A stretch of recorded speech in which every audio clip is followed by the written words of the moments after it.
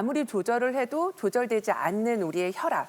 바로 이 염분 때문이다라고 말씀을 드리는데요. 이 염분을 낮춰야 하고 그거에 낮추는 가장 1등 공신으로 오늘 소개시켜드릴 내용은 칼륨이 많은 식품입니다라고 말씀을 드리고 싶습니다. 칼륨. 그래서 염분을 줄여가도 내려가지 않은 혈압, 칼륨 식품이 도움이 됩니다. 그래서 대표적인 칼륨 식품으로는 고구마 말고 오늘 소개해드릴 내용은 바나나가 되겠습니다. 바나나. 그래서 칼륨은 우리 몸에서 염분 배출을 돕는 적절한 아주 제일 중요한 성분인데요. 이 칼륨은 하루에 3,500mg을 섭취하는 것을 권장하고 있는데 중간 크기의 바나나 하나에는 355mg의 칼륨이 함유되어 있어서 하루에 한두 개 정도 먹게 되면은 염분 배출의 효과를 극대화할 수 있습니다라고 말씀을 드릴 수 있겠습니다. 그래서 고구마도 사실 칼륨이 많아서 제가 아까 중간에 세모다라고 말씀을 드렸고요. 사실은 바나나를 그래서 더 많이 먹으면 칼륨이 더 많으니까 염분 배출은 많이 할 수 있겠지만 사실 또 한 가지는 너무 과다한 당분 때문에 혈당이 상승하고 또 체중이 증가할 수 있으므로 저는 보통 하나에서 2개 정도를 말씀을 드리고 또 칼륨을 과도하게 섭취하게 되면 이걸 배설하기 위해서는 신장이 과도한 무리한 일을 해야 되겠습니다. 그래서 오히려 신장 기능이 좋지 않은 환자들한테선 더 무리가 될 수 있기 때문에 보통 정상 신장 기능을 가진 분이라면 하루에 한두 개를 권하고요. 신장 기능이 좀 떨어진 분이라면 주치의와 상의하여서 그 용량을 조절해 주는 게 좋겠습니다. 그런데 이게 또 한 번 이렇게 오르면 쉽게 잘 떨어지지 않는 게 바로 혈압이거든요. 네. 혈압은 이렇게 안 떨어지는데 제 주식은 계속 떨어져요. 이게 계속 떨어지니까 떨어지는 거 보면 또 혈압이 올라요. 어떡해요. 악순환이네요. 네, 어쨌든 뭐 주식과 달리 혈압은 높으면 위험한데 진짜 한 번 오르면 떨어지지가 않아요, 교수님. 왜 그런 걸까요, 김 교수님? 일단 한 4가지 원인으로 주로 이제 많이 이야기를 합니다. 방금 이제 우리 그 정 교수님 말씀하신 대로 칼륨이 되게 중요한데 이게 나트륨하고 그 칼륨의 비율이 1대2, 칼륨이 좀 높아야 돼요. 2배 정도. 근데 우리나라 사람들 식생활을 일단 조사를 해보니까 나트륨이 1.6배가 더 높은 걸로 나와 있습니다. 그래서 실제로 이 비율의 문제 때문에 이 혈압 조절이 잘 안 되는 걸로 주로 많이 나타나 있고 두 번째는 이제 비만입니다. 비만. 비만이 있으면 복부지방 자체가 일단 혈관을 누르기 때문에 실제로 혈압 자체가 올라가는 효과가 계속 이제 유발이 되겠고 세 번째는 응급실에 자주 이제 그 혈압 때문에 오시는 분인데 아니 왜 이렇게 혈압 조절을 못 하시냐 운동 안 하시냐 그랬더니 본인은 혈압이 오를까 봐 운동을 안 하신다는 분이 계시거든요. 이 운동을 계속 안 하시게 되면 뭐가 문제냐면 이 조절 능력 자체가 굉장히 떨어지게 됩니다. 마지막으로는 사실은 우리가 스트레스인데 그리고 이 스트레스가 계속 이제 많으신 어떤 그 업무를 보시는 분들 특히 뭐 사무직 이런 분들 입장에서는 실제로 이 스트레스 때문에 교감신경이 계속 항진이 되어 있는 상태가 되기 때문에 혈압은 계속 높이 유지될 수밖에 없다라고 보시면 되겠습니다. 네, 우리나라 사람들이 칼륨을 네. 충분히 섭취하고 있지 않다는 얘기를 듣고 나니까 바나나 말고도 또 어떤 식품에 많이 들어있는지 궁금합니다. 네. 네, 우리 주변에는 정말 칼륨 부자 식품들이 많이 있습니다. 그래서 한번 소개시켜 드리려고 하는데요.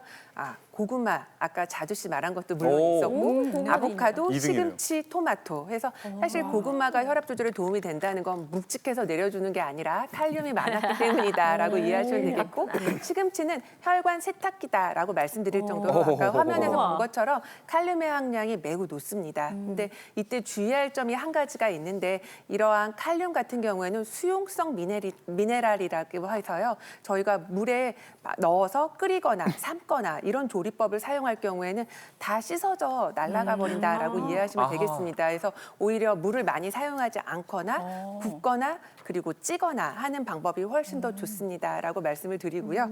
또 한 가지 더 말씀드리면 과일이나 채소에는 이 칼륨이 과육에 많이 들어있는 게 아니라 이 껍질에 오히려 집중되어져 있다라고 말씀을 드리거든요. 그래서 다 깎아내지 마시고 우리가 가능하면 깨끗이 씻어서 껍질째 요리를 할 때는 물은 적게 해서 그 2가지를 기억을 하시면 좋을 것 같습니다. 네. 자, 우리가 칼륨이 부족하다고 하지만 또 칼륨을 너무 많이 먹어서는 또 안 될 것 같습니다. 그렇죠, 김 교수님? 네, 일단은 먹는 걸로는 우리가 소화에 어떤 문제를 사실은 일으키지는 않거든요. 그런데 신장이 약하신 분들, 우리가 코로나 때 이런 분들이 많이 돌아가셨어요. 그러니까 고칼륨 혈증이 유발되시는 분들이 투석을 받지를 못해서 돌아가신 분들이 계시기 때문에 이런 분들은 이 칼륨 섭취에 굉장히 민감하게 반응하셔야 되고 이 칼륨이 고칼륨으로 계속해서 이렇게 증가가 돼 있을 때 이종용 김호중 교수님을 꼭 찾아뵙게 됩니다.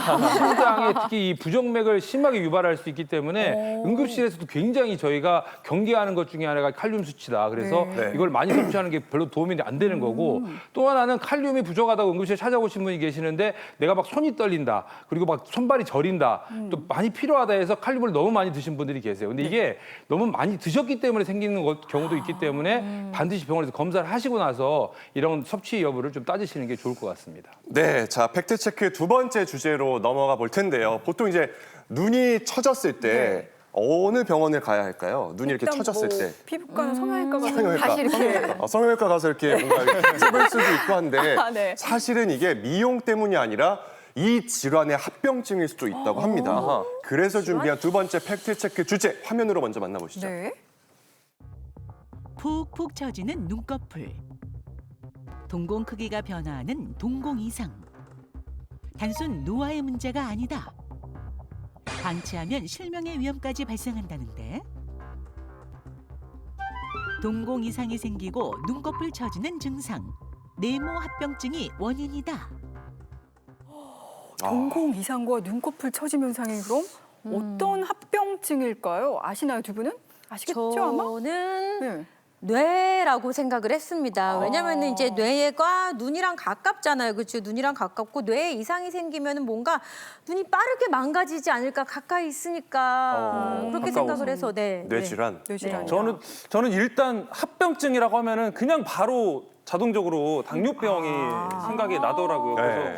뭐 확실하진 않은데 그냥 떠오르는 게 당뇨병이어서 한번 적어봤습니다. 눈 처짐의 원인도 당뇨병의 합병증일 수 있다. 합병증이다. 자, 이 중에서 정답이 있을지 김호중 교수님. 임지웅 아나운서가 굉장히 정말 똑똑하시네요. 야. 일단은 이게 당뇨병의 합병증으로 우리가 생각할 수가 있습니다. 찍은 것 같아요. 네, 그리고 실제로 이렇게 동공 이상이 생기고 눈꺼풀이 처지는 증상 당뇨병 합병증일 수 있습니다.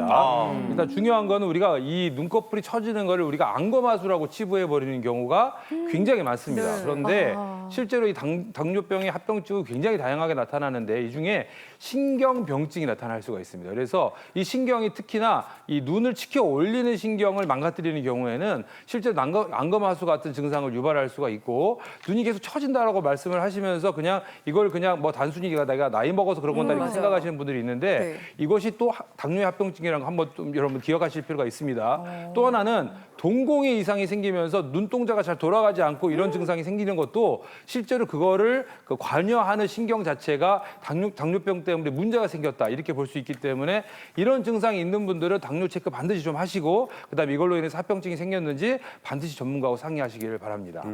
이야, 아니 이게 되게 무섭네요. 저는 이렇게 눈이 처지는 게 당연히 나이 때문이라고 생각을 해서 좀 맞아요. 인상이 순해져서 좋은 걸까라고 생각을 했는데 당뇨 합병증은 이건 굉장히 겁나는데요, 사실. 네, 이게 사실은 뭐 외모도 외모지만 이 당뇨 합병증이 정말 가장 위험하게 느껴지는 게 시력 이상이거든요. 그러니까 이게 건강이 100이면 눈이 90이다 이런 말도 있을 정도로 이 신경을 써야 될 것 같아요. 그러니까요. 당뇨를 이렇게 잘못 관리해서 시력을 잃는 경우도 있다고 하는데 왜 그런 걸까요, 교수님? 네, 아까 임중환 아나운서 잠깐 이야기해 주신 것처럼 당뇨병 환자가 되게 되면 혈중에 혈당이 올라가게 됩니다. 혈중에 혈당이 올라가면 우리 몸에 있는 작은 혈관, 쉽게 말해서 미세혈관이라고 하는 곳인데요. 거기를 먼저 손상을 시킵니다. 이 미세혈관이 가장 많은 곳이 크게 세 군데 장기간에 첫 번째가 콩팥, 네. 두 번째가 다리로 가는 신경, 그리고 마지막이 바로 눈의 망막입니다. 눈의 망막은 우리가 물체를 보고 난 다음에 뒤쪽에 찍히는 카메라 같은 역할을 하게 되는데요.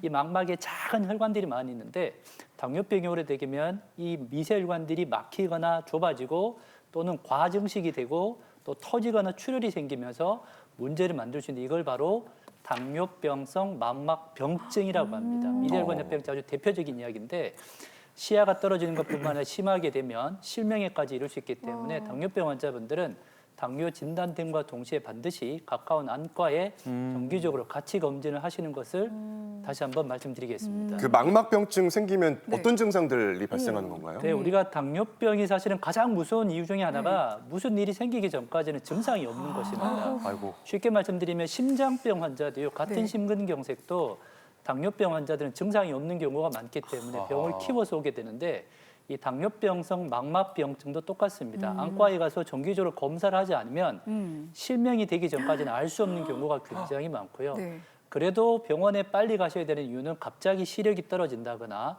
아까 앞에 환자처럼 안검하수가 되면서 눈동자의 초점이 떨어진다, 또는 어느 날 갑자기 눈앞에서 뭐가 날아다니는 비문증 같은 것들이 생긴다거나 물체가 겹쳐 보인다, 그다음에 물체가 또렷하게 보이지 않는다, 또는 갑자기 어느 시야에서 한쪽이 보이지 않는 시야 장애가 생긴다라고 한다 그러면 빨리 최대한 이때는 안과 외래 잡지 마시고요. 김호중 교수님 근무하시는 응급실로 빨리 들어가셔야 됩니다. 그래야만 초응급 질환 중에 하나이기 때문에 당뇨병성 망막병증은 정기 검진과 증상이 생겼을 때는 최대한 빨리 가시는 것이 가장 대표적인 대응법입니다. 네, 그러니까 이제 눈에 관련돼서도 여러 가지 증상들이 막 보이잖아요, 당뇨병 때문에. 그래도 이 증상이 나타나면 바로 응급실로 가야 한다. 이런 증상은 어떤 게 있을까요, 김 교수님? 우리가 이제 그 렌즈 앞에 렌즈 얼마나 그 깨끗하고 좋으면 뭐 하겠습니까? 뒤에 맺히는 상을 맺히는 곳이 문제가 생기면 절대 안 되겠는데 이 증상 방금 우리 이종윤 교수님 말씀하신 대로 빈문증도 있고 여러 가지 증상이 있을 수 있는데 중요한 게 눈앞이 좀 뿌옇다. 물론 당뇨 환자들 중에 이제 백내장이 있으신 분들도 이렇게 뿌열 수가 있거든요. 근데 이거는 백내장인지 아닌지를 반드시 좀 검사를 해서 빨리 찾아보셔야 되고 그다음에 거실에 있는 커튼이 쫙 있잖아요. 네. 그 가운데 서가지고 양쪽에 커튼 끝이 잘 보이는지 물론 눈을 또 돌려가지고 보지 마시고 앞만 보시는데 어느 정도 가려지는지를 보시는데 한쪽에 뭔가가 그러니까 이쪽보다 좀 덜 보인다 이렇게 보이실 경우에는 이건 망막에 뭐가 문제가 있구나 이렇게 생각을 하셔야 됩니다. 또 하나는 막 섬광이 퍼지듯이 굉장히 막 이렇게 갑자기 반짝반짝하는 것이 반복되는 경우. 또 하나는 점이 무슨 깨처럼 쏟아지는 경우가 있어요. 까만 점이.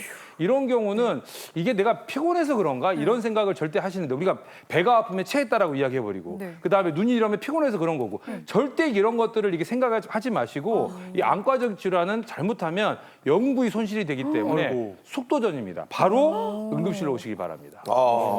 그러니까 이게 앞을 쭉 보다가 제 옆에 김보민 아나운서도 보이고요. 임지웅 아나운서도 이렇게 보이고 보이면. 있어요. 네, 보이나요? 그러니까 이게 만약에 안 보이거나 가려지면은 좀 의심을 해봐야겠군요. 그러니까, 와. 그러니까 눈 관리가 평소에 정말 맞아. 중요하겠네요, 중요한 교수님. 거예요. 네, 맞습니다. 그래서 우리가 눈 관리는 눈만 보는 것이 아니라 전체적으로 관리를 해줘야 된다라고 꼭 말씀을 드리는데요.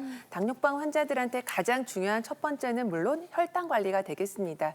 혈당이 들쑥날쑥 오르락 내리락 하면은 망막으로 가는 작은 혈관들에도 손상이 쉬이 오기 때문입니다라고 말씀을 드리고 두 번째는 정기적으로 안과 검진을 하셔야 된다라고 말씀을 드립니다. 사실 나는 당 조절이 잘 되니까 괜찮아? 당뇨를 진단받은 지 얼마 안 됐으니까 괜찮아라고 생각을 하시거나 아무런 증상이 없으니까 괜찮다라고 생각하실 수 있겠지만 모르는 사이에 진행이 될 수 있기 때문에 증상이 없더라도 1년에 한 번은 본인의 망막 상태를 당뇨 환자들은 꼭 체크를 하십시오라고 말씀을 드리고요. 혈당만 조절할 것이 아니라 혈압과 콜레스테롤을 함께 조절하세요라고 말씀을 드리는데요. 우리가 흔하게 보는 LDL 콜레스테롤이 조금만 올라간다 하더라도 망막으로 가는 혈관의 어떤 손상이나 염증이나 그리고 더 진행될 경우에는 막혀서 안 보이는 경우가 있을 수 있기 때문에 미리미리 망막이나 이런 것들을 위해서 잘 관리하시기 바랍니다.